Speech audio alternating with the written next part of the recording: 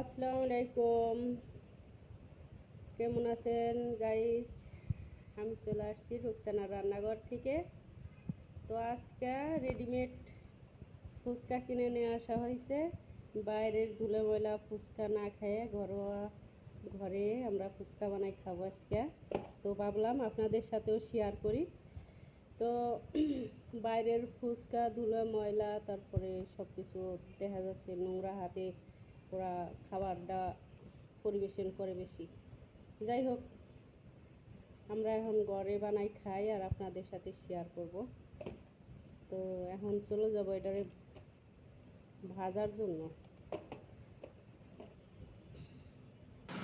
তো ভিতরেতে already packet খুলে বের করে নিলাম। এখন চলে যাব ভাজবার চুলায় চলে যাই। রান্নাঘর অন্ধকার, এদিকে ফুচকার ডাল এই যে সেদ্ধ করে নিচ্ছি।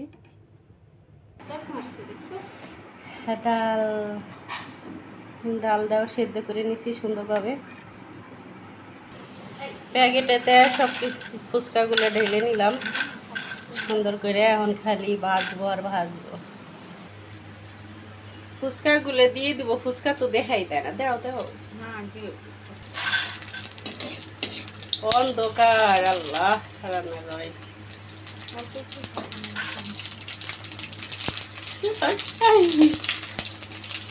তুমি এত দেবো, তুমি করো।